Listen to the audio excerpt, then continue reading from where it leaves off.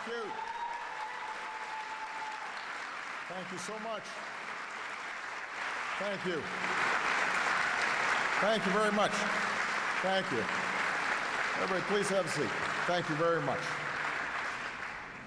I apologize for the slight delay. Even presidents have problems with toner.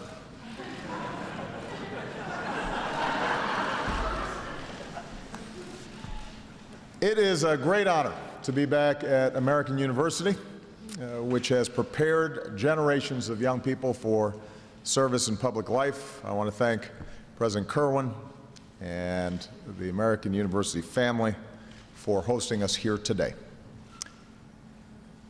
52 years ago, President Kennedy, at the height of the Cold War, addressed this same university on the subject of peace.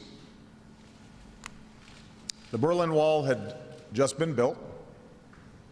The Soviet Union had tested the most powerful weapons ever developed.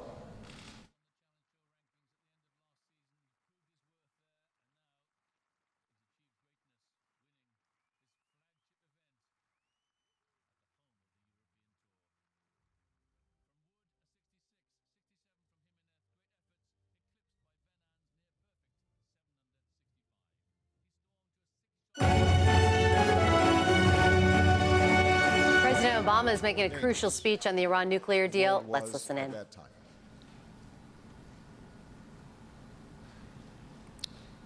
In light of these mounting threats, a number of strategists here in the United States argued that we had to take military action against the Soviets to hasten what they saw as inevitable confrontation. But the young president offered a different vision.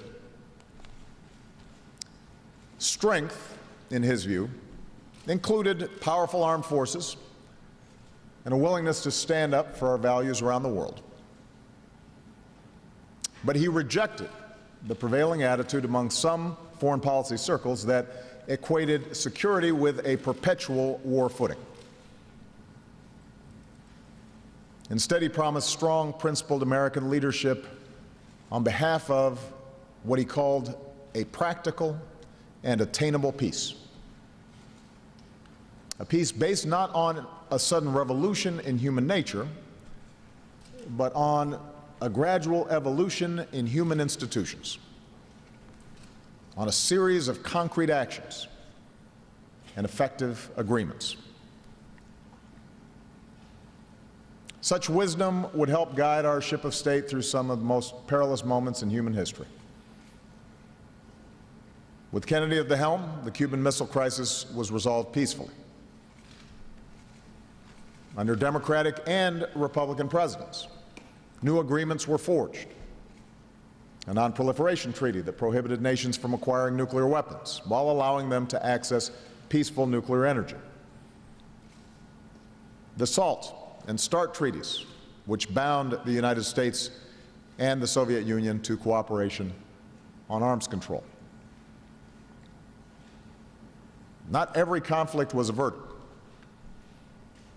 but the world avoided nuclear catastrophe, and we created the time and the space to win the Cold War without firing a shot at the Soviets. The agreement now reached between the international community and the Islamic Republic of Iran builds on this tradition of strong, principled diplomacy. After 2 years of negotiations, we have achieved a detailed arrangement that permanently prohibits Iran from obtaining a nuclear weapon. It cuts off all of Iran's pathways to a bomb. It contains the most comprehensive inspection and verification regime ever negotiated to monitor a nuclear program.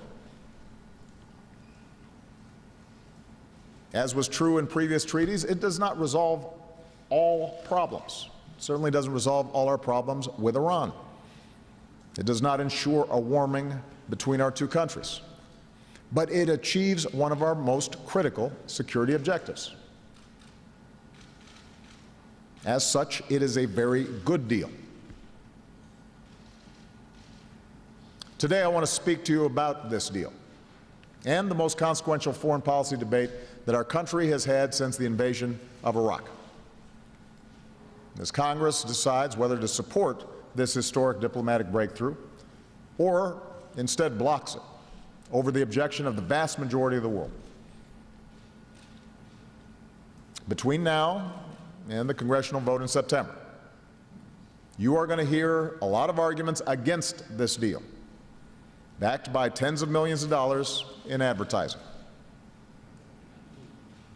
And if the rhetoric in these ads and the accompanying commentary sounds familiar, it should. For many of the same people who argued for the war in Iraq are now making the case against the Iran nuclear deal. Now, when I ran for president 8 years ago as a candidate who had opposed the decision to go to war in Iraq, I said that America didn't just have to end that war. We had to end the mindset that got us there in the first place. It was a mindset characterized by a preference for military action over diplomacy. A mindset that put a premium on unilateral U.S. action over the painstaking work of building international consensus.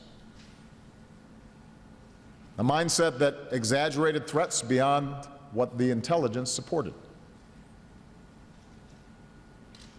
Leaders did not level with the American people about the costs of war, insisting that we could easily impose our will on a part of the world with a profoundly different culture and history.